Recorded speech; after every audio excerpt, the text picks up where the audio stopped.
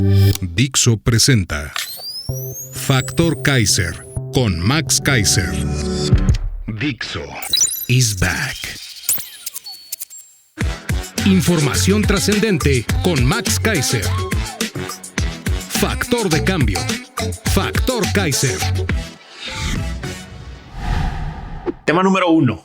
La batalla por la libertad de expresión. Tema número 2. San Juan expone el mecanismo de la corrupción del Obradorato. Tema número 3. Otro escándalo de corrupción de otro Junior López. Esos son los 3 temas que vamos a ver el día de hoy en el episodio 150 de Factor Kaiser. Hoy es miércoles 10 de enero y empezamos ya con todo el año electoral. Sí, el año en el que vamos a definir el alma y el corazón de México. Ya lo platicamos en el episodio anterior. Esto no es solo un año para elegir entre un gobierno y otro. Vamos a elegir cómo queremos ser como país. Cómo queremos ser los mexicanos dentro de un país que nos incluye o no, que nos hace formar parte o no, que nos da libertades y democracia o no. Es así de sencillo. Y por eso es tan importante que le entremos con todos estos temas, que los compartamos por todos lados, que los platiquemos con todo el mundo, porque estamos en el año de las definiciones. Acompáñame a ver los 3 temas de hoy. Tema número 1. La batalla por la libertad de expresión.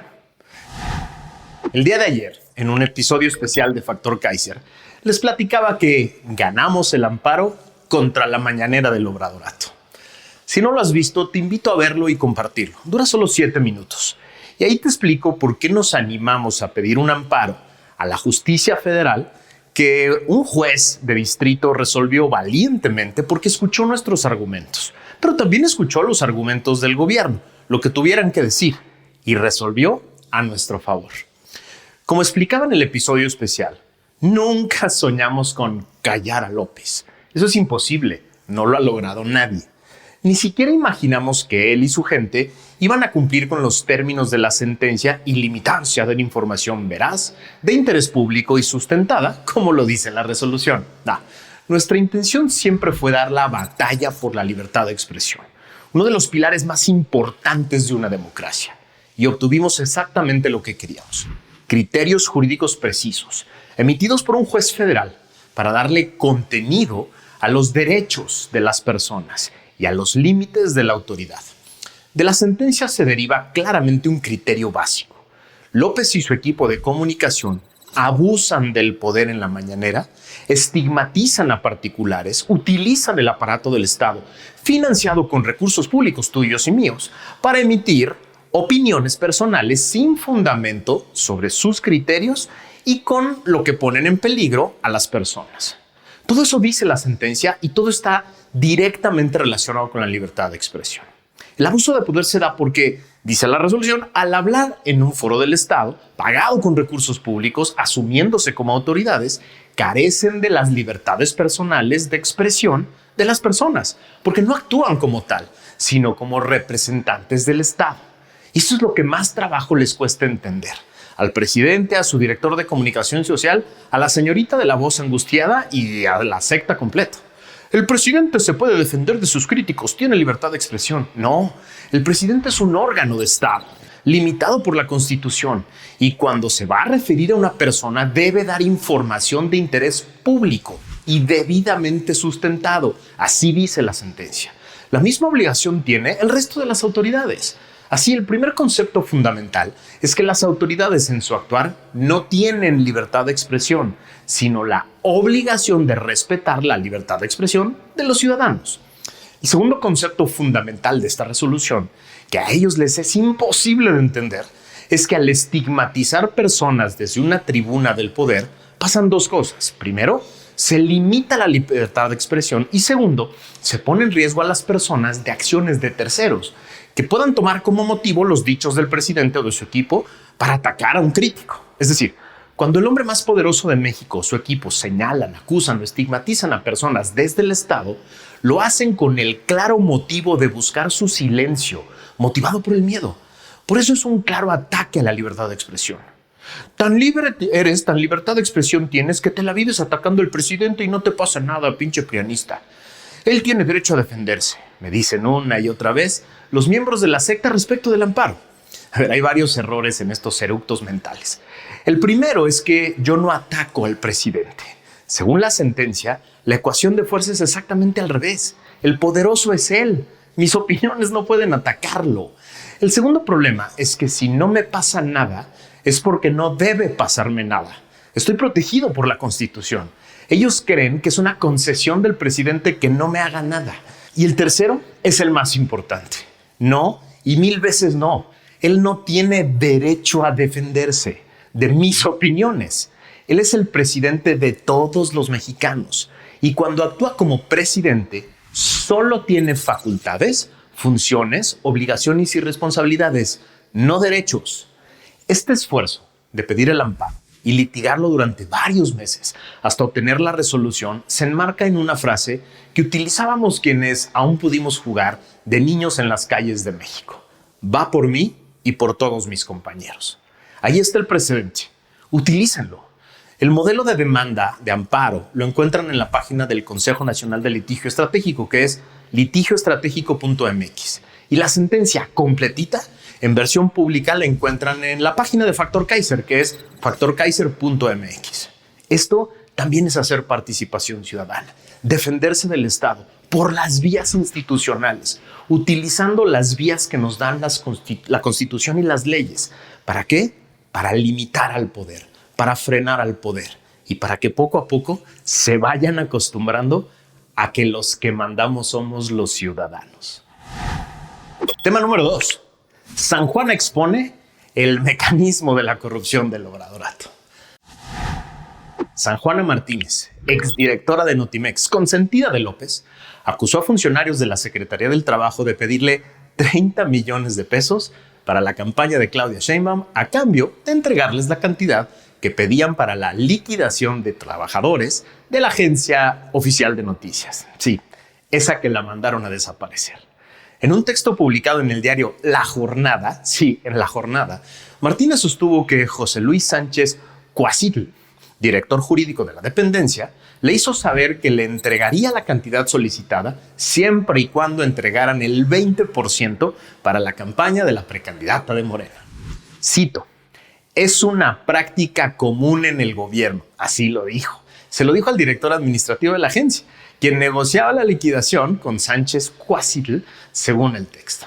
De acuerdo con la exfuncionaria, se negó a aceptar el trato porque la Secretaría del Trabajo redujo la cantidad para liquidaciones a 15 millones de pesos y se le dijo que era la cifra autorizada por la Secretaria de Gobernación, Luis Alcalde, y el titular del trabajo, Marat Bolaños.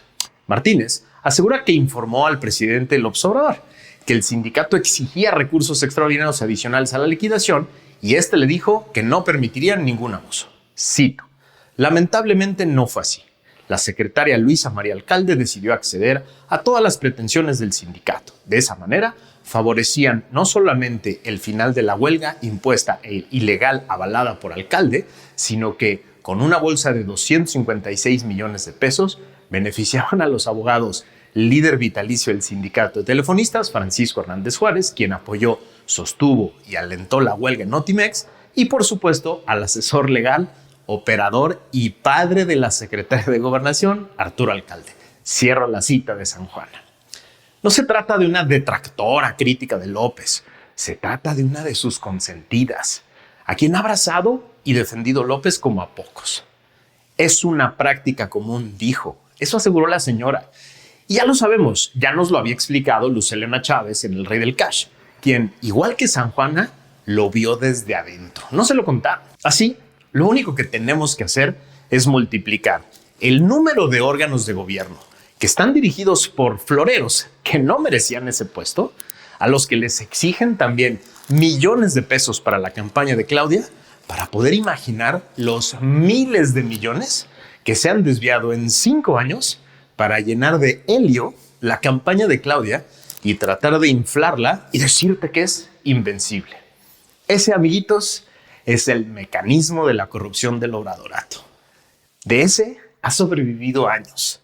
Con ese inflan candidatos. Con ese compran elecciones. Con ese mecanismo quieren robarte la elección de este año. La única manera en la que vamos a detener este aparato gigantesco, multimillonario, lleno de recursos públicos desviados de todos lados, es con participación, con votos. Se le puede ganar a este aparato gigantesco que llena de dinero las campañas. Sí, se le puede ganar. Se le puede ganar con participación ciudadana, con un chingo de votos. Les vamos a decir adiós a estos corruptos. Toma número 3. Otro escándalo de corrupción de otro Junior López. Sí, otra bomba de Carlos Loret. Otro misil en la línea de flotación del discurso mentiroso de la honestidad valiente de López. Otra prueba más del engaño del que fueron sujetos millones de personas. Gracias a una investigación de Latinus nos enteramos de que Gonzalo López Beltrán, el tercer hijo del presidente López, es el articulador de una red de negocios y de tráfico de influencias que controla miles de millones de pesos en la construcción del tren militar. Así lo revela Amílcar Olán, íntimo amigo de los hermanos Andy y Gonzalo López Beltrán y contratista que recibió millones de pesos del gobierno morenista de Quintana Roo por la venta de medicamentos, como lo publicó Latinus el pasado 6 de diciembre. A través de una serie de audios a los que Latinus tuvo acceso, Amílcar detalla cómo Gonzalo, quien se hace llamar Bobby, da órdenes, supervisa los tramos del tren militar y es quien opera el millonario negocio del balasto, que es la piedra triturada que va debajo de las vías del tren. En los audios se establece la relación de amistad, confianza y cercanía que hay entre Amílcar y el tercer hijo del presidente López Obrador. Son decenas las menciones que Amílcar hace de Gonzalo, a quien no solo llama por su apodo, también lo trata cariñosamente como Gonzalito. Latinus también documenta el alcance y la magnitud de los negocios y de las relaciones que se establecen en los audios a través de la investigación en registros públicos, en plataformas de transparencia y en los correos electrónicos hackeados al ejército por el colectivo Guacamayas. Es un negocio redondo que se hace a través de la Secretaría de la Defensa Nacional y de los grandes consorcios encargados de la construcción del tren militar, a quienes Amílcar vende el balasto que necesitan. A ver, ya hay solo dos opciones. O la familia López es la familia presidencial más corrupta de la historia, o López es el presidente más ciego, más sordo o más tonto de la historia. Escojan, solo hay de dos, ya no hay de otra. O es tonto, ciego y sordo, o es el presidente y su familia la más corrupta de la historia. Sí, de eso se trata. Y eso es lo que Claudia quiere repetir. No solo eso. Claudia llegaría a tratar de tapar todo eso. Todo lo que hemos platicado hoy, lo de San Juana, lo que hemos platicado en decenas de programas anteriores, las decenas de casos de corrupción que se han dado con hijos, hermanos, primas, cercanos, etcétera, son casos que se van a quedar en la absoluta impunidad si llega Claudia. Y esa es justo la apuesta. Es la apuesta de impunidad. Claudia, además de ser la opción de la continuidad del fracaso, es la tapadera de toda esta mierda que hemos visto a lo largo de 5 años. La gran pregunta es si eso es lo que quieres. Que todo esto se quede guardado en cajones secretos, que nadie se acabe de enterar, pero peor, que nadie pague las consecuencias. Yo la neta no.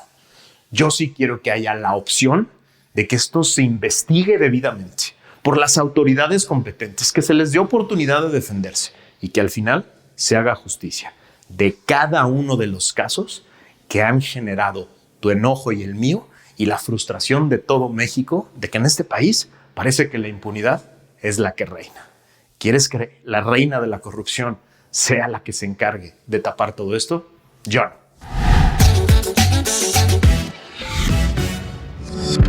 Dixo is back.